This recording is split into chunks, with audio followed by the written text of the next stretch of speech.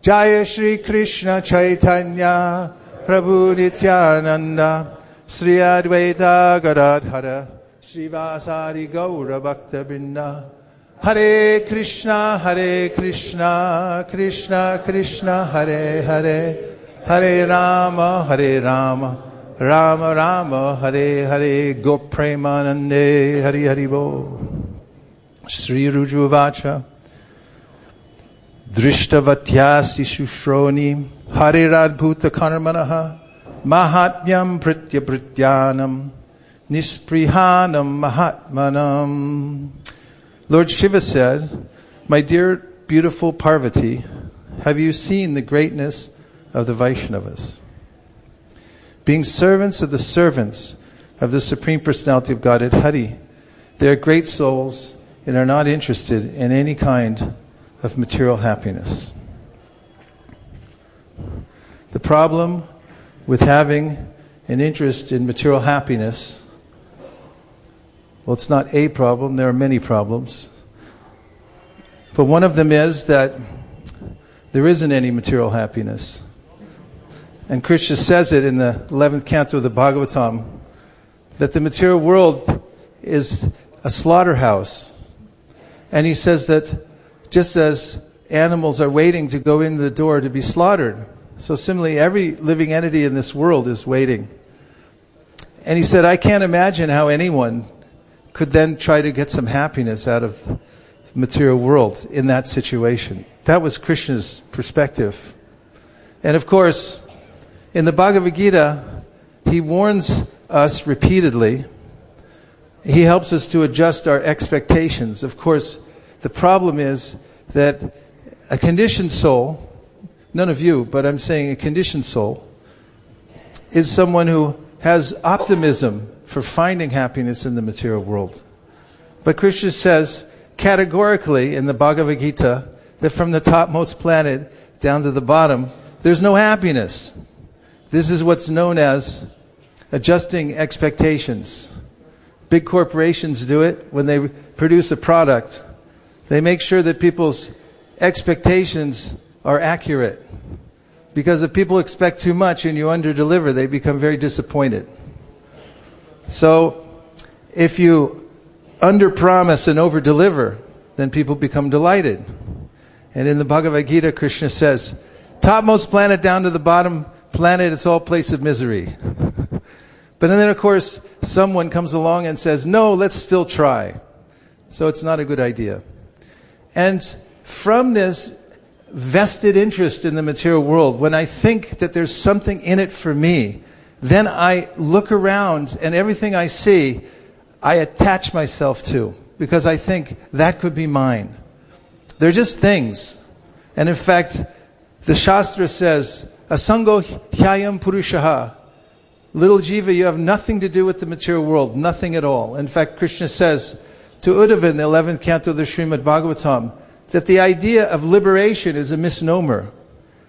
There is no bondage, he says, there is no liberation, practically speaking, because the living entity is always in a transcendental situation. He only dreams that he's attached to the material world. He becomes attached out of desire to enjoy something here in the material world. And in the Gita, Krishna says, Jayato vishayan pumsam sangas teshu pajayate. That as soon as I look at anything in this world and I contemplate it, which a contemplation means I consider there's something in it for me. This could be mine. Then I develop what he calls sanga, a sangha. Now I have an attachment to that thing, and becomes a problem for me, the transcendental living entity, because now I'm attached to something here in the material world. So Lord Shiva is glorifying the Vaishnavas because they have gone beyond the stupidity, first of all, of thinking that there's something in this material world for happiness. Although this seems to be there's a mass consensus in the world amongst living entities. As Devamrita Swami gave a lecture recently in Stanford University, and it was about mass consensual trance. It's consensual. Living entities look at each other and say, You still trying? Yeah, let's keep trying to enjoy the material world. But as Prabhupada describes the various phases of advancement in terms of a mirage, he says the materialist is one who, like the deer, sees the mirage, thinks it's water, runs until he drops dead and never gets the water. But then comes along the jnani, and the jnani looks and he figures out after a long time that there's no water, and then he stops running. But the devotee realizes we're the source of the mirage. What is the source of the mirage? And then if there is a mirage, there must be water somewhere else. Real water. And that process for getting the real water is available to everybody. Krishna tells about it in the Bhagavatam. It's the process of devotional service beginning with hearing and chanting. So the Vaishnavas have made this evolution. Bahunam jamanamante jnanavamam prapadyante Vasudeva Sarvamiti Sa Mahatma Sudurlabha. They're being called great souls. Mahatmanam. All of them, they're great souls because they've come to this position. All of you are great souls. You're Vaishnavas. You've come to this position where you've ruled out the material world as a possible place for residence or happiness. Not everyone's done that. I know because you go around and ask people, and they don't necessarily agree that the material world is a lost cause. It's interesting. The Vaishnavas are free from all material desire, and that includes desire for liberation. Means they're not even interested in being liberated. They only want to please Krishna through their service. And therefore, with no vested interest in any particular place in the material world, they're free to move about anywhere. And they can be satisfied and, as we'll get to in just a minute, tolerant. This is one of the characteristics and one of Citraketu that's being particularly mentioned here, that he was tolerant. And by his tolerance, he, according to Lord Shiva, defeated Parvati, who's so powerful. And only a person who has made this decision within his or her heart that I'm not staying in the material world anymore. I've made a decision that I'm going to surrender to Krishna, even if I can't do it yet completely. If I've made that determination in my heart that that is the topmost goal of life, then such a person becomes not only a great soul, but infused with good qualities, like tolerance. Yasyasti bhaktir bhagavatiya kinshana sarvar gunas tatra samasate sura harava bhaktasya kuto mahadguna manoratena sati davato bihi. If I still have some lingering idea that I can enjoy the material world, then the mind still produces a myriad plans for enjoying here. But the devotee becomes filled with good qualities because naturally he has good qualities being connected to Krishna, being part and parcel of Krishna. And when he gives up his claim to the material world, then he becomes, his good qualities shine forth. So, looking at the scene, that Citraketu has just been cursed by Parvati. And coming from his flying chariot, he bows down before her and takes the curse upon his head and accepts it. And Lord Shiva recognizes now that this is the quality of someone who has conquered the lower nature and is a great soul. And he speaks Narayanam. I'm sorry. Huh? Narayana parak sarve nukutaschana bhibyati swarga pavarga narakeshu apitulyarta darshina. That it doesn't matter for the surrendered soul whether he's in heaven or is in hell, because the material world is all in one category. It's all one category. And he's written it off completely. Only sees it as a place for service, and therefore is no longer interested in the material world at all. And wherever he goes, heaven or hell, he's simply looking for service to the Supreme Personality of Godhead. So this is the ideal situation, to be focused only on service to the Supreme Personality of Godhead. Bali Maharaj had been in a disadvantageous situation when he was doing his yajna, and when Bali met Vamandev, and all the signs were that Vamandev was going to take everything from him, still he gave it away. And after Vaman took his 2 footsteps, he then accused Bali of not handing over the 3rd footstep. And so Bali said, you could put it on my head. You take that 3rd footstep on my head. And afterwards, the demigods were amazed at how tolerant Bali Maharaj was. He had been tied up. Lord Vishnu, the Lord Vamanadev, embarrassed him. He tied him up with the ropes of Varuna. He put him in a cave. He insulted him for not giving his last footstep. And then he told him that because you haven't fulfilled your last promise, you have to go down into the hellish regions. But then they saw that Vamanadev had Benedict in him. In fact, Vamanadev won't leave Bali Maharaj ever. He stays with him as his doorman in the lower planetary systems. And they wanted to know why he received such a benediction. And the answer is that Krishna knows the heart of every living entity. And he could see that his intention was to surrender to the Supreme Personality of Godhead. He wanted to surrender. In fact, in that situation, he couldn't bow down because he was in the association of all his demoniac friends. He was in the middle of a yajna. But in his heart, he had decided, I'm going to give myself to the Supreme Personality of Godhead. And Krishna senses that within the heart of the living entity and rewards him accordingly. So this mood of the devotees, which is detected in Citraketu here by Lord Shiva, is something that is the most exalted in all the worlds. That the living entity completely surrenders to Krishna with no expectation of return. Simply, I give myself to you without asking anything in return.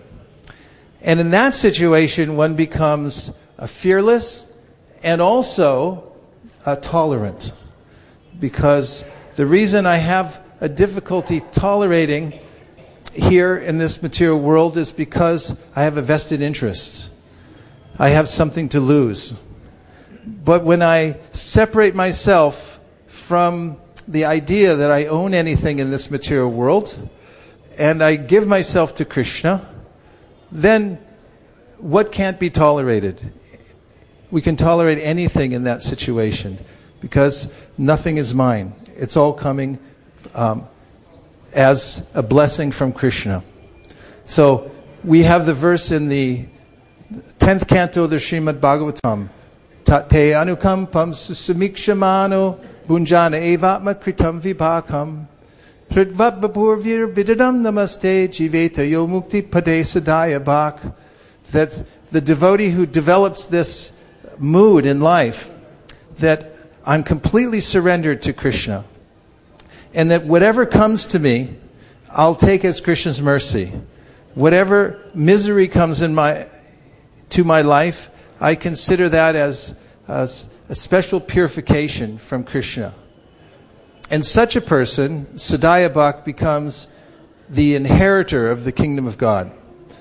This is the price for going back home, back to Godhead. And anyone can then live out their life, however long or short that may be in this world,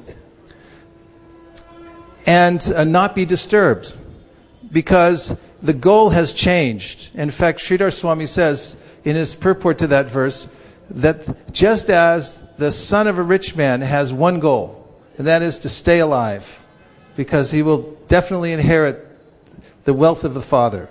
In the same way, the devotee has only one duty, and that is to stay alive in Krishna consciousness.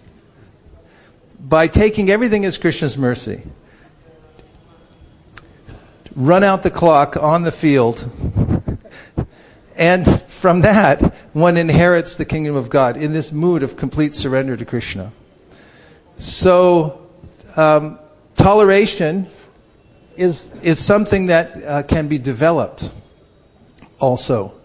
It's important for the devotee, said Srila Bhaktisiddhanta Saraswati Thakur, to go out into the world and learn tolerance. Because if I stay home in my comfort zone, anybody here have a comfort zone that you're aware of? You can know, because if you go out to preach, oftentimes the mind will say, well, why don't we stay home instead? And I like to say that when one becomes uncomfortable in one's comfort zone, and comfortable when one's outside one's comfort zone, then one's in the right situation. And the discomfort of going out into the world and introducing other people to Krishna consciousness is the way in which Srila Bhaktisiddhanta Saraswati Thakur said one develops spiritual blood. It's like, how did he become so healthy? Somebody sees another and says, oh, the person looks very healthy. How did you become healthy? What is your diet? What are your daily activities? So for spiritual health, you need chidrakta. Srila Bhaktisiddhanta said, the spiritual blood. And where do you get it? Where do you get the spiritual blood? By learning to tolerate. Tolerate what? Go out and knock on doors, he said. He told his sannyasis, every day you go out and knock on at least 3 doors. Don't stay home where everyone agrees with you and you know the regular pattern. Go out where there's a little mystery, a little danger, and try. And then when people neglect you, when people misunderstand you, and when people berate you, then you can start developing some spiritual blood, especially when you learn to tolerate. And how do you tolerate? Well, one way is that you become philosophical.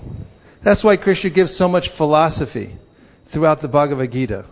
Have you ever had a new car or a new vehicle, bicycle or something like that, and then it got smashed? Yes? I know it happened to me. And what did I do? I freaked out. And then I became philosophical. Well, after all, it's just a car. It's only made of metal.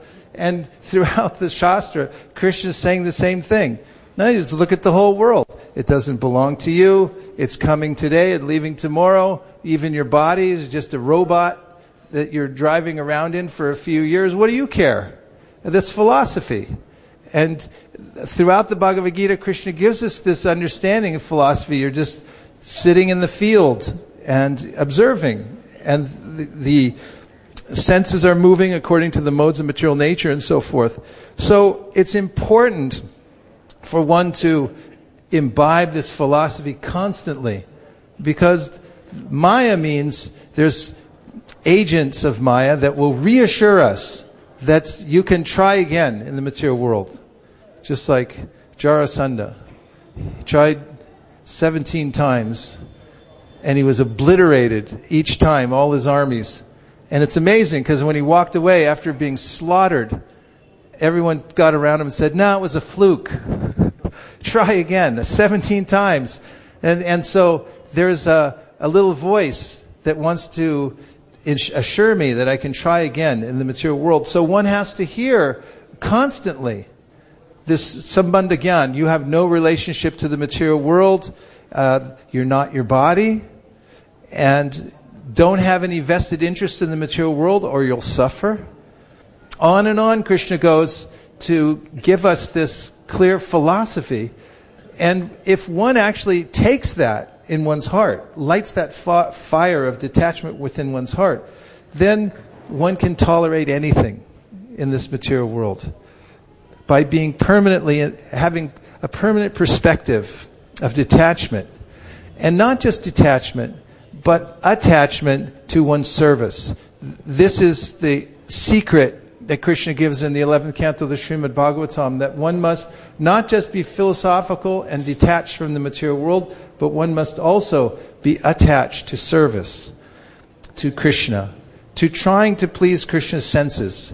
And from that, there's a reciprocation which gives one the wherewithal to become detached and tolerant and develop all good qualities, as I mentioned before. Yes, yasti bhakti or bhagavati akinchana. So, practice by going and meeting people who don't know about Krishna. This is a good idea, juxtaposed with hearing from the words of Krishna. These two things go together very well. They go together very well. And they give what's called, we call a super sadhana. Super sadhana. Just like there's rice, which is a wonderful food. Yes or yes? Look, come on, let's hear it for rice. Yes. Everyone likes rice. And then there's dal, which is another beautiful food. Anyone? Yes. Yeah. And according to Jamuna's cookbook, in the section on rice, that book called Lord Krishna's Cuisine, when you mix the two together, rice and dal, you get what's called synergy. You get 42% more nutrition. That's Krishna's arrangement. So similarly, hearing and chanting is nice. Going out to distribute Krishna consciousness to others is nice. But when you put the two together, you get super sadhana. It's very powerful. The two things complement one another. So this is the system. This is the mood of our acharyas. Srila Prabhupada was daring and active. He said we should be daring and active. Hear constantly from Srimad Bhagavatam, Bhagavad Gita, Shri Upanishad, Nectar Devotion, and then go out and distribute it to others. You don't have to do anything else except these two things, besides deity worship. And if you do these things together, then all good qualities, one will develop all good qualities. And one of them is tolerance, which is the gold standard, because you can't fake tolerance.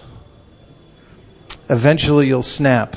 If you really don't have this feeling of happiness in your heart and detachment when you're being tested, then you won't be able to maintain it. So it's one of the verifiable signs of a sadhu is tolerance, because you can't fake it.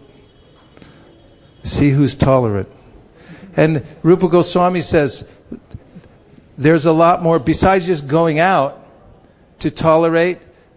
You don't have to go very far. He says vacho vegam, manasakroda vegam, jiha vegam, udarapasta vegam. There are all these urges constantly testing me.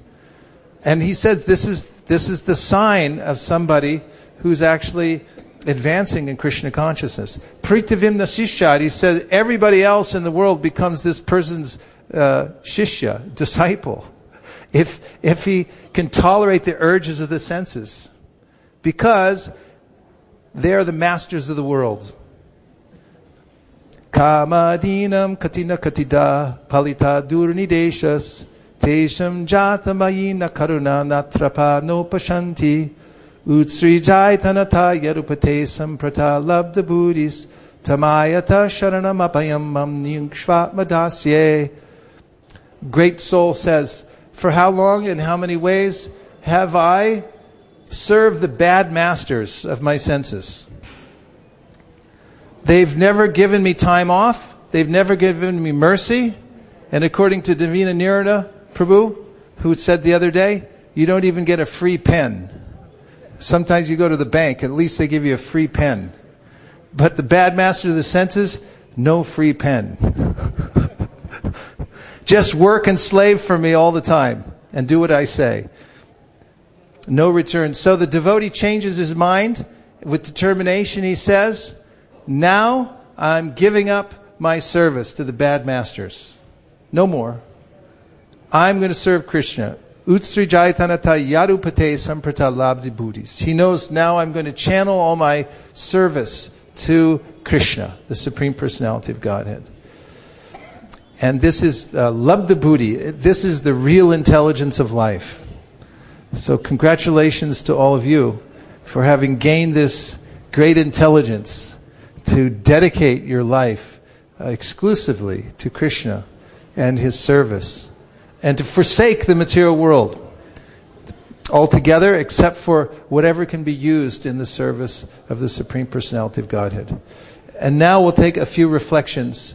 Anything that you heard from the verse purport or the discussion that stuck in your mind. And we have a microphone ready to go. Yes?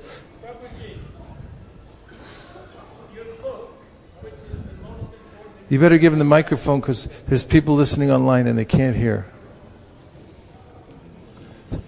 Smara Hari Prabhu.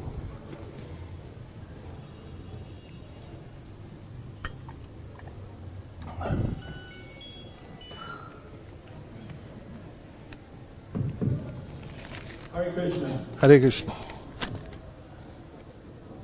Prabhuji, this book that you've just written is the most important book that I've ever read.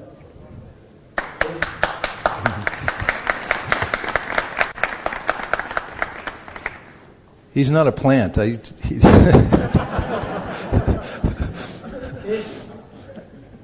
describes the science of Krishna consciousness as well as the art of distributing books. It was just exactly those two principles that you just mentioned in your lecture. I would like to know, it's outside, it's 250 rupees, cost price of printing, right outside on a table. But my question is, how many languages is this available in presently? And how many languages will it be available in? Because of course, even here in this audience, not all these people have English as their first language. That's my question. Thank you very much. I don't know. I know it's being translated. But one thing I do know is that Krishna speaks all the languages of all living entities, which is amazing. And those who desire to teach Krishna consciousness also go out of their way to learn how to communicate to all living entities. I've seen it with devotees who develop a sense that everyone, it's imperative that everyone come in contact with Krishna consciousness.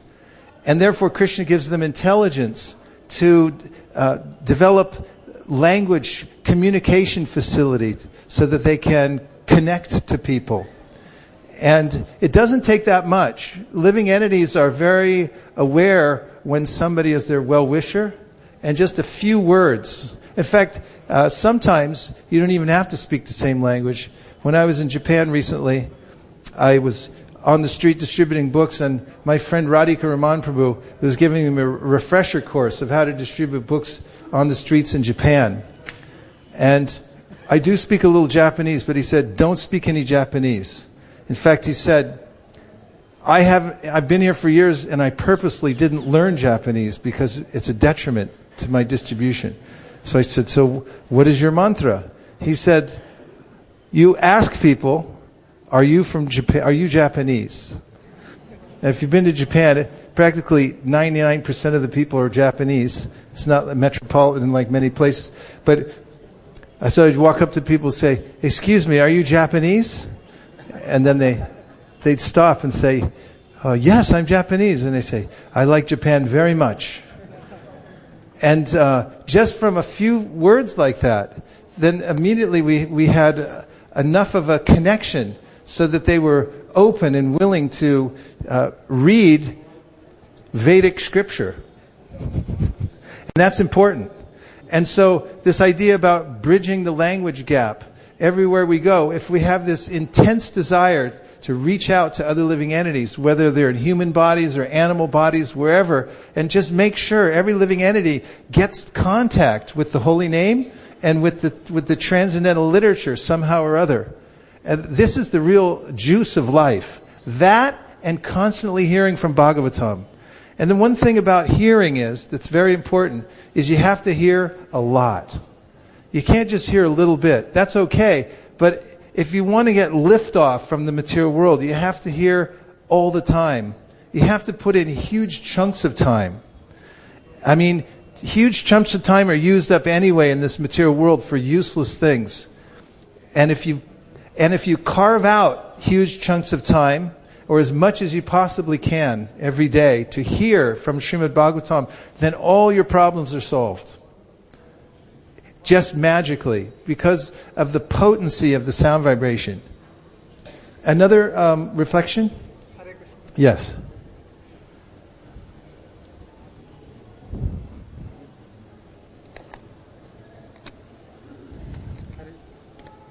Hare Krishna. Sincere speaker, thank you very much. Just to mention regarding tolerance in your lecture, I asked a question with few points. Just it is mentioned that to commit atrocity is a sin, while remaining silent on observing atrocity done is a greater sin. The first motto of Islam is to systematically propagate spiritual knowledge to society at large and to educate all people in the techniques of spiritual life in order to check the imbalance of values and to establish real unity and peace in the world. But if we come in Vrindavan, and the Prime Minister of India is cleaning throughout India with jharu. But in Vrindavan, people are taking milk, tea, and throwing their plates, sleep plates, and cups, glasses on the roadside, and smoking in front of the temple gate and back side of the house gate. What we people should do to stop their smoking and throwing rubbish on the roadside? It is my question. Hare Krishna. Hare Krishna. Definitely chant Hare Krishna. Smoking, not very good. Better get it fixed. Well, one thing is that the prospect of saving the whole world is a little overwhelming. So one thing to do when one feels overwhelmed like that is to try to save oneself. So we have this motto that save one soul at a time, beginning with myself. It's very difficult actually to save one soul, and it's very difficult even to motivate oneself oftentimes. So to bridge that gap is the first big step in changing one's environment. I just want to say a couple more things about tolerance that are practical, because I forgot to mention them. And I want to leave you with something practical about tolerance. Okay? So tolerance. I considered recently how much I procrastinate. That is, there are important things I need to do, but instead of doing them, I do something else. Even something mindless. Does this sound familiar to anybody? Thank you for working with me on that. So, I already know how to procrastinate. You just don't do it. Just defer. There's even people, accountants will tell you how to deal with taxes. You don't not pay them, you just defer them. You just put it off. That's what accountants do. They put it off year after year after year after year, and then they hope, the whole thing, the tax system will change. Anything can happen, but you just put it off. So there's this idea of procrastination, and I think that there could be a department open at university called applied procrastination. Just like there's pure math and there's applied math. So applied procrastination means that when I'm faced with a difficult situation, that I simply don't react to it. Procrastinate. And this is the same kind of technique that's used in growing orchids.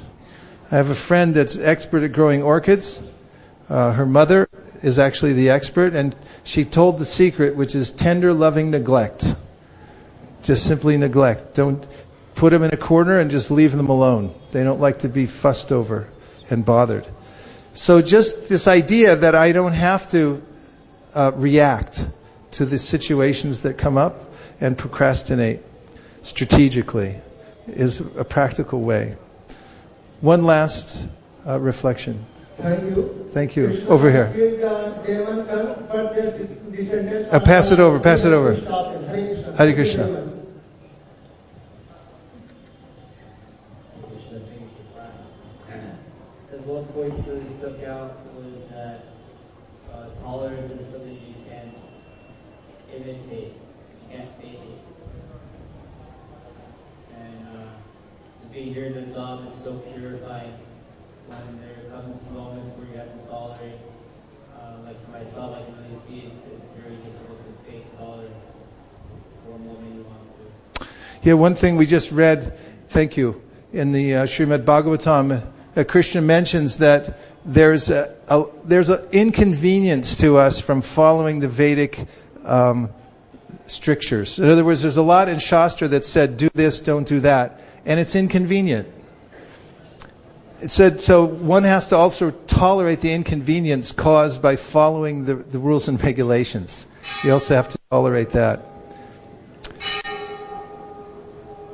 Thank you very much for sitting together here in Vrindavan, in this holiest of places